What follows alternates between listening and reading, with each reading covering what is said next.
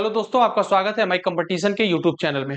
Current affairs के इस session को हम लोग आगे बढ़ाते हैं और एक नए तरीके से नए वे में हम लोग चलने का प्रयास करते हैं, क्योंकि ये जो करंट अफेयर्स होता है अभी ये हाल ही का करंट अफेयर्स कराया जा रहा है। जनवरी से लेकर के अप्रैल के बीच का है।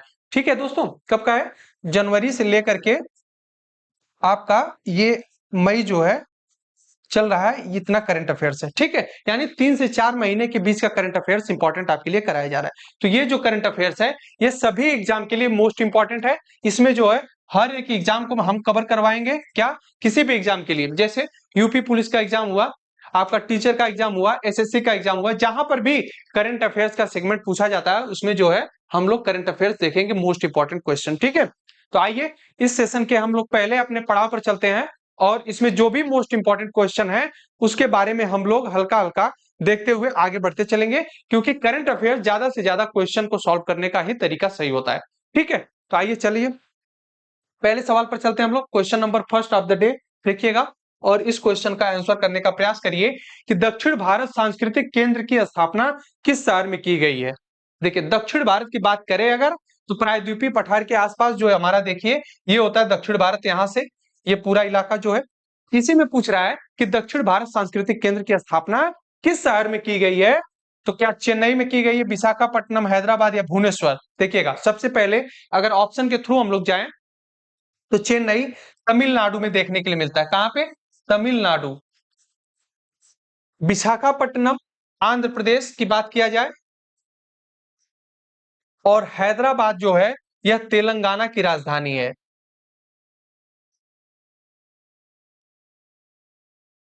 ठीक है, और एक चीज, भुवनेश्वर जो है यह उड़ीसा की राजधानी। किसकी? उड़ीसा की। तो देखिए, ये जो दक्षिण भारत की जो बात किया जा रहा है तो ये आपको देखने के लिए मिलता है हैदराबाद में। कहा? हैदराबाद में। हैदराबाद तेलंगाना की राजधानी है और तेलंगाना आंध्र प्रदेश से टूट करके अलग हुआ 2 जून 2014 को। उस समय भारत का 29वें नंबर का राज्य बना था। प्रेजेंट में अगर देखा जाए तो भारत में 28 राज्य हैं। क्यों? क्योंकि जम्मू कश्मीर जो है राज्य के दर्जा से हटाकर 2 यूटी में बदल दिया गया, जम्मू कश्मीर और लद्दाख के रूप में तोड़ दिया गया। ठीक है, तो इस क्वेश्चन का option number C is the correct हो जाएगा। आगे देखते हैं हम लोग क्वेश्चन नंबर 2। आईसीसी अंडर 19 विश्व कप 2024 का खिताब किसने जीता है? बताइए। भारत, श्रीलंका, ऑस्ट्रेलिया, दक्षिण अफ्रीका। आईसीसी अंडर 19 विश्व कप 2024 का खिताब ऑस्ट्रेलिया ने जीता है। किसने दोस्तों? ऑस्ट्रेलिया जीता है। ठीक है, तो इस क्वेश्चन का option number C is the correct हो जाएगा। आगे देखते हैं।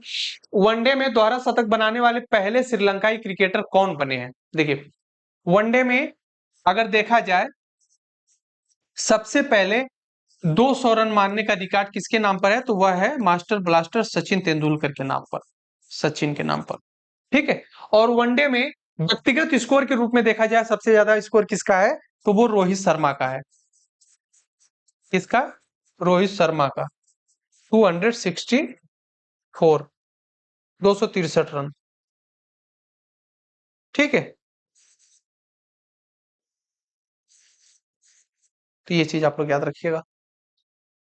देखिए, वनडे में द्वारा शतक लगाने वाले श्रीलंका के जो बल्लेबाज उनका नाम है पथुम निसांका। ऑप्शन नंबर 20 तक करेक्ट हो जाएगा।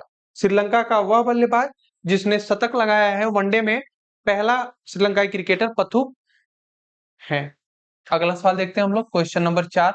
20 फरवरी को किस राज्य ने अपना 38वां राज्य स्थापना दिवस मनाया? क्या पूछ रहा है? 20 फरवरी को किसने अपना 38 नंबर का स्थापना दिवस मनाया? तो याद रखिएगा, यह कहां पर स्थित है? देखिएगा, यहीं पर है स्थित, एपी, अरुणाचल प्रदेश।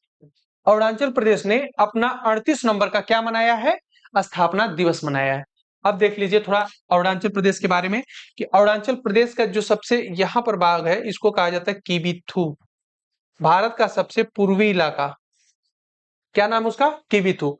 अरुणाचल प्रदेश की राजधानी देखा जाए तो वो पड़ती है आपकी ईटानगर। ठीक, मणिपुर, इम्फॉल,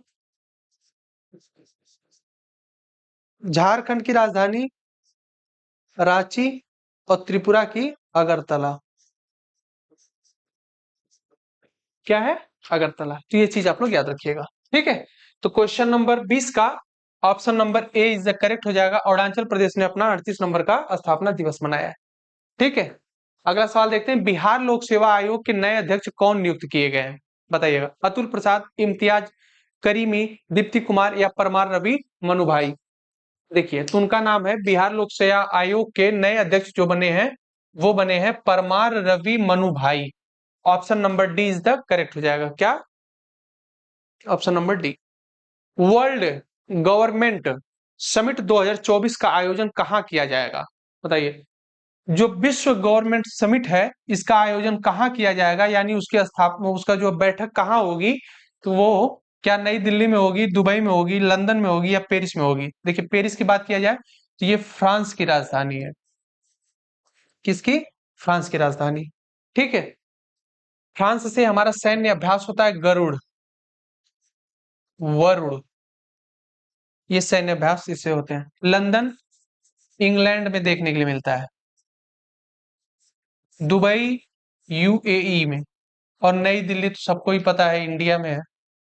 देखिए, जो दुबई है यहीं पर वर्ल्ड गवर्नमेंट समिट 2024 का क्या होगा, क्या होगा, उसकी समिट का आयोजन किया जाएगा, ठीक है। One nation one election summit के अध्यक्ष कौन बने हैं अभी हाल ही में, देखिएगा। इस समय हमारी राष्ट्रपति कौन है, द्रौपदी मुर्मू। इनसे पहले कौन था, तो रामनाथ कोविंद थे। कोविंद, कौन थे, कोविंद साहब, ठीक है। यही जो है Ramnath Kovind one nation one election समिति के अध्यक्ष बनाए गए हैं, ठीक है। तो इस क्वेश्चन का option number A is the correct हो जाएगा। आगे देखते हैं, क्वेश्चन नंबर 8। भारत के साथ सैफ विमेंस अंडर 90 चैंपियनशिप का संयुक्त विजेता किसे घोषित किया गया, बताइएगा। इस क्वेश्चन का ऑप्शन नंबर क्या सही होगा कि भारत के साथ सैफ विमेंस अंडर 90 चैंपियनशिप का संयुक्त विजेता किसे घोषित किया गया है। क्या पाकिस्तान को, बांग्लादेश को, नेपाल को या फिर श्रीलंका को। तो इस क्वेश्चन का ऑप्शन नंबर आपका सही हो जाएगा, ऑप्शन नंबर बी, बांग्लादेश। तो किसे घोषित किया गया है विजेता, वह बांग्लादेश को घोषित किया गया, ठीक है। आइए बांग्लादेश के बारे में बात कर लिया जाए। तो बांग्लादेश की राजधानी ढाका, इसी ढाका में स्थापना हुआ था किसका, सार्क का। सार्क का हेडक्वार्टर की बात किया जाए तो नेपाल के काठमांडू में देखने के लिए मिलेगा। कहां पे दोस्तों, हेडक्वार्टर नेपाल में,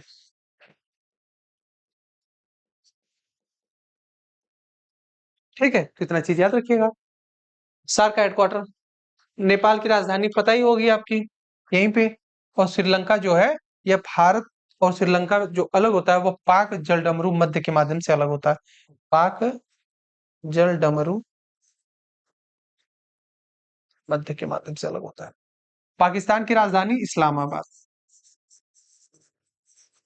पाकिस्तान स्वतंत्र कब हुआ था, 14 अगस्त 1947 को, ठीक है। तो ये चीज, इतना चीज आप लोग याद रखिएगा इस क्वेश्चन से। तो इस क्वेश्चन का ऑप्शन नंबर 20 तक करेक्ट हो जाएगा। आगे देखते हैं हम लोग क्वेश्चन नंबर 9। 7वें हिंद महासागर सम्मेलन का आयोजन किस देश में किया गया। हिंद महासागर सम्मेलन का आयोजन, यानी 7वें नंबर का ये हिंद महासागर सम्मेलन है, इसका आयोजन किस देश में किया गया है। तो देखिए, हिंद महासागर है कहाँ पे, तो ये जो आपको एरिया देखने के लिए मिलता है, ये क्या है, हिंद महासागर। ये अरब सागर, ये बंगाल की खाड़ी, और ये हिंद महासागर है। यही पूछ रहा है कि यहाँ पर 7वां सम्मेलन आयोजित किया गया है, तो यह कहां पर किया गया है, ऑस्ट्रेलिया में किया गया है। कहां पे, ऑस्ट्रेलिया में 7वें हिंद महासागर सम्मेलन का उद्घाटन किया गया। आगे देखिए, क्वेश्चन नंबर 10। हाल ही में विद्यांजलि स्कॉलरशिप प्रोग्राम किसने लॉन्च किया है, बताइए। विद्यांजलि यानी विद्या को समर्पित स्कॉलरशिप किसके लिए प्रोग्राम लॉन्च किया गया है, मतलब किसने लॉन्च किया है। तो ये याद रखिएगा, हमारे शिक्षा मंत्री जो है धर्मेंद्र प्रधान, इनके द्वारा लॉन्च किया गया। आगे देखते हैं, हाल ही में किस देश ने भारतीय नागरिकों के लिए वीजा मुक्त यात्रा की घोषणा की है। मतलब वीजा मुक्त मतलब वह जो देश है वह भारत के लिए वीजा नहीं लेगा। भारत का कोई भी यात्री जो है वहां पर बिना वीजा के, बिना परमिट के वहां पर जाकर के क्या कर सकता है, यात्रा कर सकता है, वहां का टूर कर सकता है, वहां के लिए विजिट कर सकता है। तो वो देश कौन सा है, तो आप लोग याद रखिएगा, उस देश का नाम है ईरान। ईरान की राजधानी तेहरान देखने के लिए मिलती है, जापान टोक्यो, और कतर जो है, देखिए कतर की बात किया जाए तो इसकी राजधानी दोहा देखने के लिए मिलती है। और जो कुवैती दिनार है, क्या? कुवैती दिनार, ये देखने के लिए मिलता है आपको सबसे स्ट्रॉन्ग करेंसी। आगे चलिए, Deenbandhu Chhotu Ram thermal power plant किस राज्य में स्थित है? बताइए, ये करंट का क्वेश्चन है, आपके एग्जाम के लिए मोस्ट इंपॉर्टेंट है। Deenbandhu Chhotu Ram thermal power plant किस राज्य में स्थित है? तो ये हरियाणा में स्थित है। कहां पे? हरियाणा। हरियाणा और पंजाब दोनों की संयुक्त राजधानी क्या देखने के लिए मिलती है? चंडीगढ़। ठीक है, बिहार की पता ही है, उत्तर प्रदेश, मध्य प्रदेश। बिहार की राजधानी पटना, उत्तर प्रदेश की लखनऊ और मध्य प्रदेश की भोपाल। मध्य प्रदेश में एक जगह है जिसका नाम आप लोग जानते होंगे, इंदौर। इंदौर प्लस सूरत, यानी गुजरात में एक जगह है सूरत। इन दोनों को क्या मिला है? भारत के सबसे स्वच्छ शहर है, भारत के स्वच्छ शहर का दर्जा प्राप्त है संयुक्त रूप से, यानी इंदौर और सूरत दोनों। आगे चलिए, question number 13, India Energy Week 2024 का आयोजन किस राज्य में किया गया है? इंडिया एनर्जी वीक 2024 का आयोजन जो है वह गोवा में किया गया है, गोवा, पणजी। और गोवा किस नदी किनारे है? तो मांडवी नदी किनारे। इतना चीज आप लोग याद रखिएगा, ठीक है। आगे देखते हैं, क्वेश्चन नंबर 14, देश के पहले डिजिटल राष्ट्रीय पुरालेख संग्रहालय की आधारशिला कहां रखी गई है? जो भारत है, इसका डिजिटल राष्ट्रीय पुरालेख मतलब डिजिटल रूप से आप उन सारी चीजों को देख सकते हैं, जैसे कंप्यूटर के माध्यम से मेमोरी में रख करके उन सब चीजों को संग्रहित किया गया है। और ये पहला पुरालेख संग्रहालय है जो भारत का डिजिटल के रूप में बनाया गया है। तो ये किस देश में बना, किस राज्य में बनाया गया है? तो ये तेलंगाना के हैदराबाद में बनाया गया है, ठीक है। आगे देखते हैं, पहले बिम्स्टेक एक्वेटिक्स चैंपियनशिप का आयोजन किस शहर में हुआ है? तो देखिए, जो पहला बिम्स्टेक एक्वेटिक्स चैंपियनशिप है, इसका आयोजन आपको देखने के लिए मिलता है कोलंबो में। कहां पे? कोलंबो में। इस क्वेश्चन का ऑप्शन नंबर 20 द करेक्ट हो जाएगा, ठीक है। मेरा गांव मेरी धरोहर प्रोग्राम किस मंत्रालय की एक पहल है? बताइएगा, क्वेश्चन नंबर 16, मेरा गांव मेरी धरोहर प्रोग्राम किस मंत्रालय की एक पहल है? तो ये आप लोग याद रखिएगा, ये जो क्वेश्चन है इसका option number D is the correct हो जाएगा। जो संस्कृति मंत्रालय है, इसके माध्यम से मेरा गांव मेरी धरोहर प्रोग्राम लॉन्च किया गया है। किसके माध्यम से? संस्कृति मंत्रालय के माध्यम से। आगे देखते हैं, वर्तमान में आरसीएस उड़ान योजना के तहत देश में कितने एयर रूट संचालित किए जा रहे हैं? ये हमारे सैन्य विभाग के लिए, मतलब जो डिफेंस सिस्टम है उसके लिए बहुत ही अच्छी, यानी बहुत गर्व की बात है कि आरसीएस उड़ान योजना के तहत देश में कितने एयर रूट संचालित किए जा रहे हैं। तो ये लोग आप लोग याद रखिएगा, इस क्वेश्चन का option number C is the correct हो जाएगा, 519। 17 फरवरी 2024 को इसरो द्वारा GSLV F14 रॉकेट की मदद से किस मौसम उपग्रह को लॉन्च किया गया है? ये मौसम उपग्रह का मतलब ये है कि ये वहां पर जा करके मौसम के बारे में जानकारी भेजेगा। किसके बारे में? मौसम के बारे में हमारे इंडिया में जानकारी देगा। तो बताइए, GSLV F14 रॉकेट की मदद से कौन सा मौसम उपग्रह लॉन्च किया गया है? तो आप लोग याद रखिएगा, उस उपग्रह का नाम क्या है? INSAT 3DS। क्या है? इनसैट 3DS, यानी option number A is the correct हो जाएगा। इसके माध्यम से जब ये उपग्रह लॉन्च हो जाएगा सफलतापूर्वक, तो वहां से ये देखा जाएगा कि किस प्रकार से भारत में मौसम चेंज हो रहा है, क्या समस्याएं हो रही हैं, कब तूफान आएगा नहीं आएगा, इन सब के चीजों के बारे में हम लोगों को जानकारी प्राप्त होगी अच्छे तरीके से। आगे देखते हैं, यूनिफाइड पेमेंट इंटरफेस यानी यूपीआई। देखिए, यूपीआई का कभी कभार फुल फॉर्म भी पूछ सकता है, यूपीआई। तो इसका फुल फॉर्म यही होगा, यूनिफाइड पेमेंट इंटरफेस। स्वीकार करने वाला पहला यूरोपीय देश कौन बना है? मतलब भारत का यूपीआई वहां पर काम करेगा। कहां पे? पहला यूरोपीय देश है, कौन सा है? तो याद रखिएगा, वो फ्रांस है। अभी हाल ही में आप लोग देखेंगे कि श्रीलंका और मॉरिशस में भी भारत की यूपीआई लॉन्च कर दी गई है। कहां की? भारत की यूपीआई को श्रीलंका और मॉरिशस में लॉन्च कर दिया गया है, ठीक है। और उसके बाद अब जो है पहला यूरोपीय देश है कौन? फ्रांस, जिसने यूपीआई को मान्यता दी है। ठीक है, आगे देखते हैं हम लोग। डिजिटल शेंगेन वीजा जारी करने वाला यूरोपीय संघ का पहला देश कौन है? तो वो देश का नाम आप लोग याद रखिएगा। जो पहला यूरोपीय देश है वह है फ्रांस। ठीक है, आगे देखते हैं। ग्रैमी अवार्ड्स 2024 में बेस्ट ग्लोबल म्यूजिक एल्बम का अवार्ड किसने जीता है? This moment, Midnights, the record या फ्लावर्स? तो देखिए, जो दिस मोमेंट है इसने ही यह अवार्ड जीता है। कौन सा? Global music album award. Question number 22 देखते हैं हम लोग। हाल ही में स्पेस में सबसे अधिक समय बिताने का रिकॉर्ड किसने बनाया है? देखिए बताइए, जो स्पेस में है, स्पेस में सबसे ज्यादा समय तक बिताने का रिकॉर्ड किसने बनाया है? तो आप लोग उनका नाम याद रखिएगा, ओलेग कोनोनेंको। क्या नाम उनका? Oleg Kononenko. इन्होंने सबसे ज्यादा समय बिताया कहां पे? अंतरिक्ष में। ठीक, आगे सवाल देखते हैं हम लोग। केंद्र ने लखपति दीदी योजना के लक्ष्य को बढ़ाकर कितना कर दिया है? तो ये तो पता ही होगा, केंद्र की एक योजना है लखपति दीदी, इसमें 3 करोड़ बढ़ा करके किया है। कितना? 3 crore. Uttarakhand uniform civil code committee के अध्यक्ष कौन है? यानी यूसीसी।